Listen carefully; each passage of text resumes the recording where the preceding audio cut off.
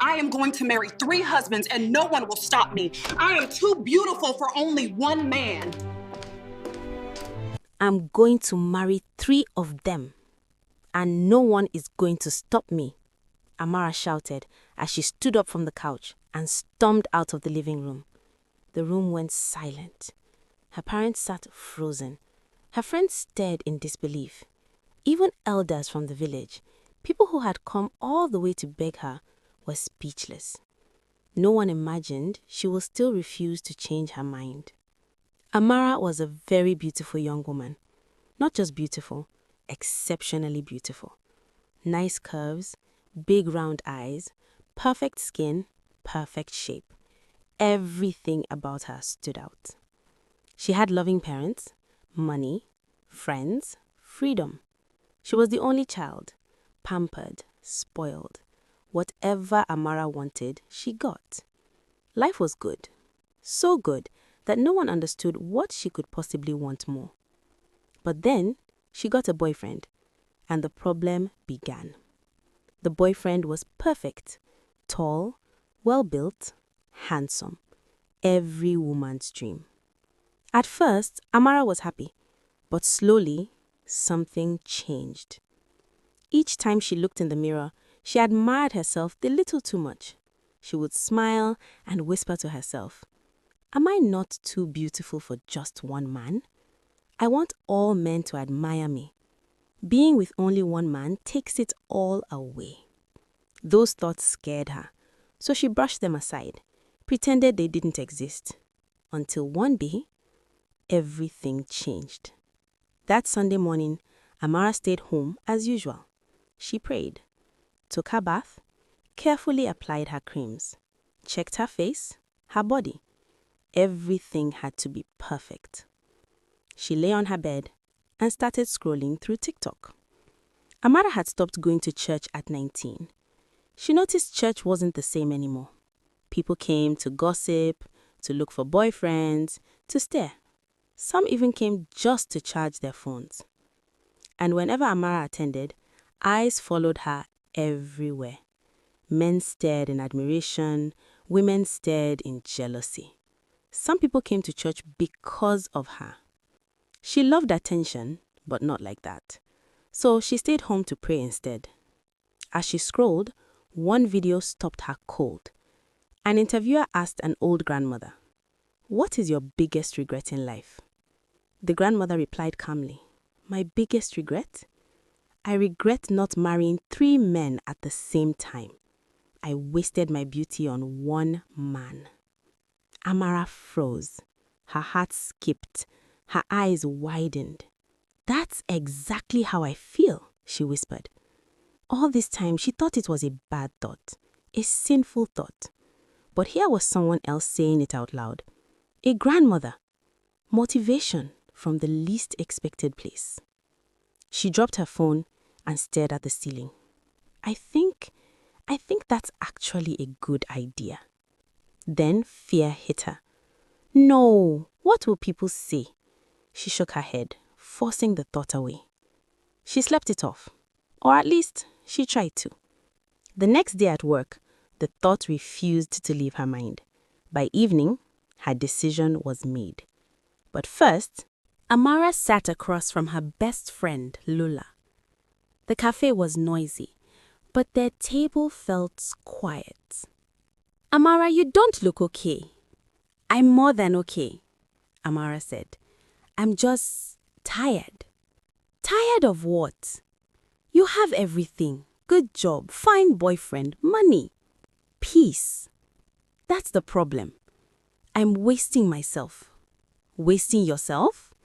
"I'm too beautiful for one man, Lola." "Amara, don't joke like that." "I'm not joking." "Then what are you saying?" "I want 3 husbands." "3 what?" "3 men, 3 husbands at the same time." "Amara, stop it. You don't lose your mind." "I saw a video today. A grandmother said her biggest regret was marrying only one man." "Since when do we take advice from TikTok grandmas?" "Since the advice sounds exactly like how I feel." "Society will not forgive you." Society didn't give me this face. If you do this, there's no turning back. I've already turned. I'm going. The next day, Amara took leave from work. She packed many things: clothes, shoes, perfume, because she promised herself one thing. She would not return home, single or empty. The road to the village was long. Red dust followed the car like gossip that refused to stay quiet. When the car finally stopped, Amara stepped down. The village froze. Not because they had never seen a woman, but because they had never seen a woman this beautiful. Simple village houses, goats chewing slowly, children playing in the sand. Then Amara. City clothes, smooth skin, perfume battling the smell of firewood. Eyes followed her. Whispers rose immediately. Omo, she has come back. Oh, is that not Mama Efe's daughter? She's fine like this, Jesus. Amara smiled. Not shy, not proud, certain. She greeted elders politely, knelt where she should, smiled where expected. Everything about her was correct. Too correct. Her mother's sister rushed out first. Amara, my daughter, what brought you suddenly? Amara hugged her gently.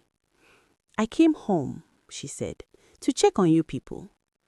But home knew better. By evening, the compound was full.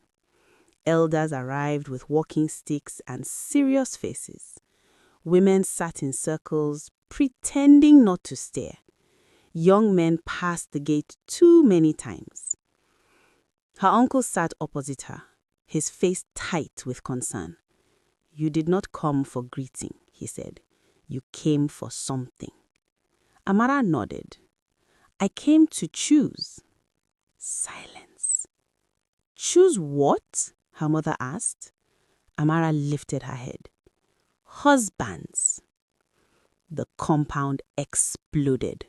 Husbands? Is she not engaged? Is she joking? An elder laughed awkwardly. My daughter, you are joking, Abi. Amara did not smile. I want to marry 3 men. The compound went mad. What kind of talk is this? 3? Is she possessed? One woman hissed, another clutched her chest. Her father stood up sharply. Amara, sit properly. Amara remained seated, calm. I have wasted enough years, she said. I will not waste my beauty. Someone laughed nervously. This one has watched too much phone. The village went silent again. This is not madness, Amara said softly. This is choice. Her aunt burst into tears. This village will reject you. Amara stood up. Then let them reject me standing. A child laughed somewhere. A goat bleated. The elders stared at one another. Something had already broken, and it could not be unbroken. That night, Amara entered the room she would be staying in. She dropped her bags, sat on the bed, and began to prepare herself. The next morning, Amara did not sleep long. She woke up early, before the sun fully rose. She bathed, dressed carefully, not like someone going out, like someone going to be seen. Amara stepped out of the compound and began her tour of the village. Not running, not rushing, one step at a time. She passed the first compound. Young men stopped working. Hose froze mid-air. Buckets paused on heads. Eyes followed her. Mouths fell open. She greeted politely, smiled softly. Let her presence do the talking. At the second compound, she stopped.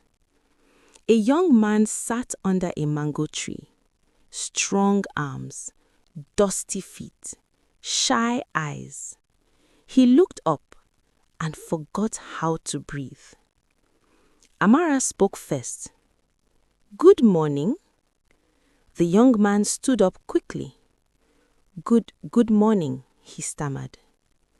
Amara smiled, slow, intentional. "I am Amara," she said. "I am looking for a husband." The mango leaves rustled. The village held its breath. The young man swallowed hard. This was no longer gossip. This was happening. And Amara, she did not stop there. She moved on, from compound to compound, from face to face, searching, choosing. One